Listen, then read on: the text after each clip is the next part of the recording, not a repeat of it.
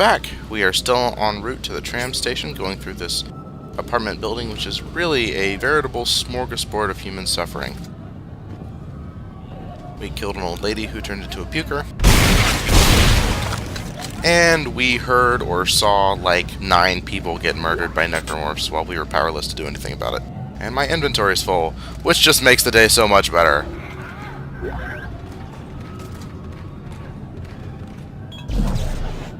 Oh, come on. There we go.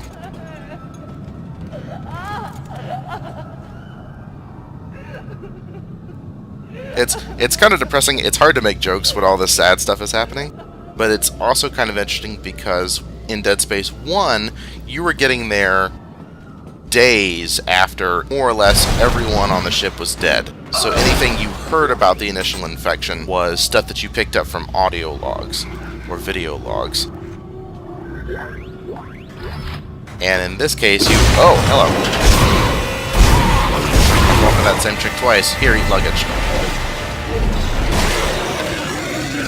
Well, it's more useful than a wheelchair. As I was saying before I was so rudely interrupted, in this case, you are actually seeing the infection as it unfolds.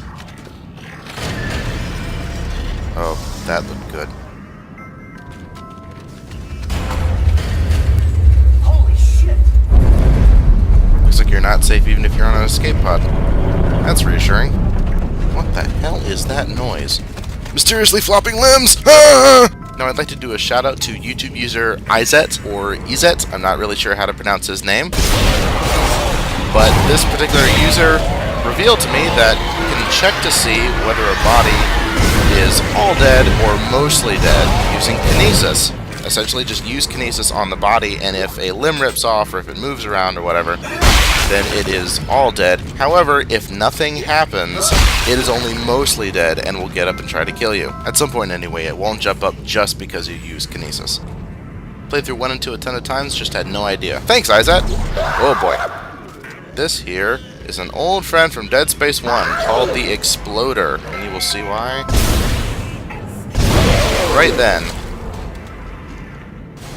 These guys actually do quite a bit more damage than they did in Dead Space 1, even on normal.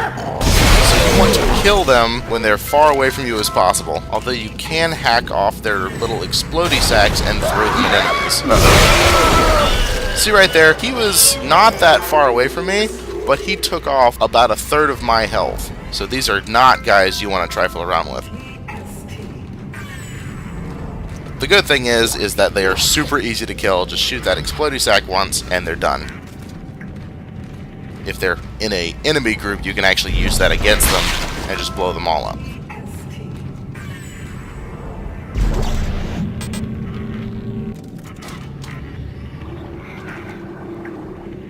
Make some room in my inventory for it.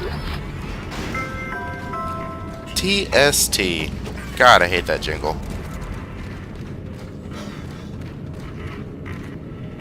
Galilee tram station. Yep. Here's where we're supposed to be going.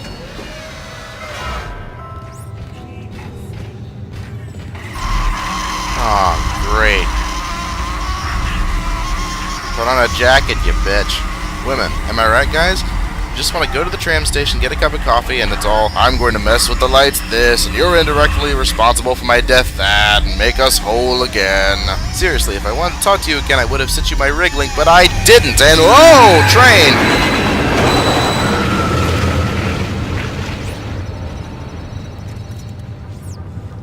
Train? Alright, there's a lot of stuff lying around this room, so we're going to grab that as fast as we can. Also, we're going to dismember any bodies we come across, which I'll explain the reason for in a couple of minutes. Make sure to grab the schematics hiding on here. It's the Stasis pack schematics, and it's really easy to miss unless you know where to look. Drop that, grab these. That's really the only super valuable thing in the room. There's some money. Really, you just want to get rid of the bodies. On the other train over there is an infector. Is hanging out, and as soon as we get to a certain distance to it, we'll start transforming one of the bodies on board.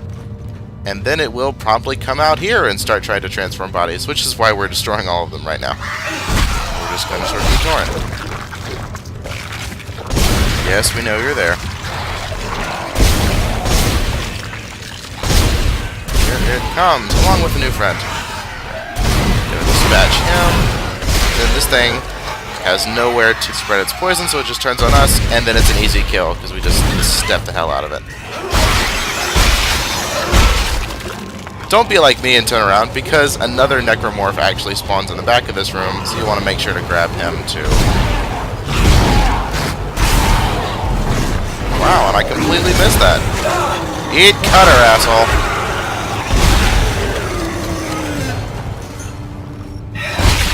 Here I am picking up ammunition for a weapon that I don't actually own. If I would have to say I have one problem with this game, it's really more the way I play it. I pick up everything. I pick up everything in every game that I play, which can be problematic when you have a limited inventory, as we've already seen. You don't actually have to destroy the bodies here. Just doing it as a safety precaution, even though nothing spawns. Notice you're picking up a lot of things. There's a difficult section coming up. But first! Oh, I've been playing minigames on the railroad all the livelong day. I've been playing minigames on the railroad just to get the hell away. Can't you hear the people screaming? Oh God, watch out for necromorphs. Can't you hear your girlfriend shrieking? Isaac, make us whole. Isaac, make us whole. Isaac, make us whole. Isaac, make us whole again. Isaac, make us whole. Isaac, make us whole. Isaac, make us whole again. Oh, someone's at Cassini named Dana. Someone's at Cassini, I know. Someone's at Cassini named Dana. Mispronouncing Isaac Clarke's name. And just in time for me to shut the hell up, it seems that we've... Oh, hello. Weren't you listening when it said, be seated? Unbelievable. People have no etiquette for public transportation these days. A bunch of stuff that I have no room for. So we'll just continue through the tram.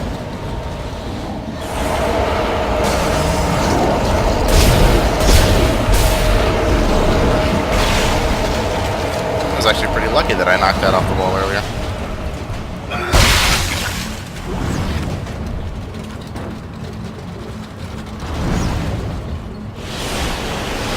Oh, this is awkward. Well, take it from Van Halen. This little section, you want to stay on the right side first, and then move to the left side, because if those doors hit you, you will die. You will die. You'll die. It's not good.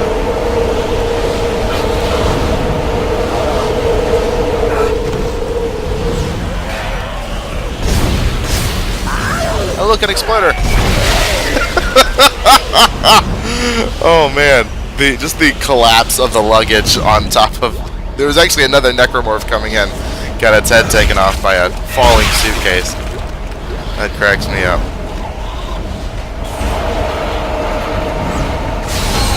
Oh boy. I think we're about to make an unscheduled stop. Oh, that was not a good sound. Holy hell! Get away from me! Get away! Oh shit!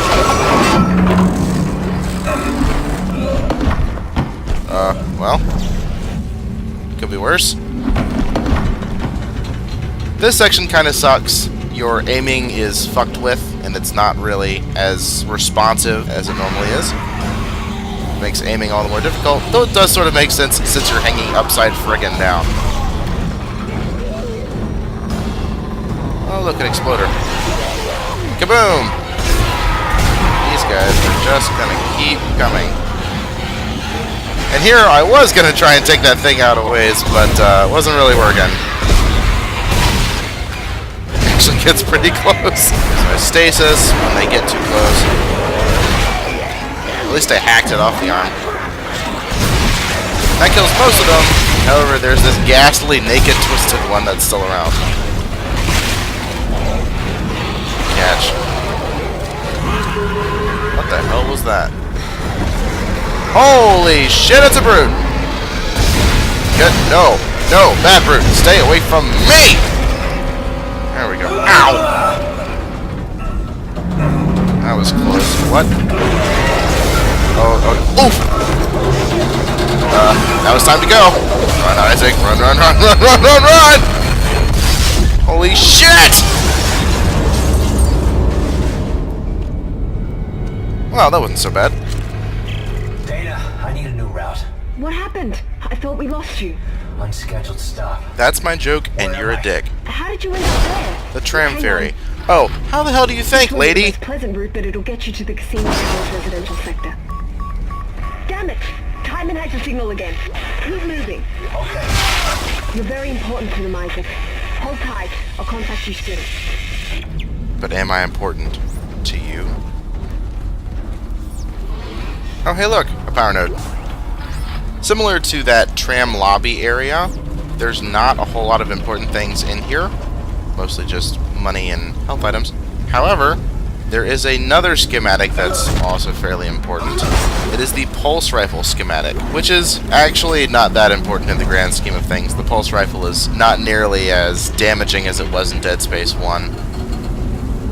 But its alt-fire is fairly useful against some of the enemies that we're going to be running into in the upcoming chapters. It's essentially a grenade launcher. You'll still probably want to pick it up.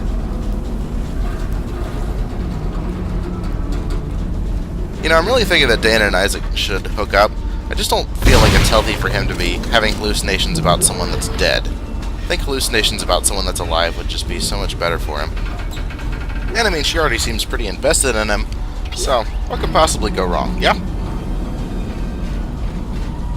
Anyway, there's a save point up here, so we're going to save and end this very short episode.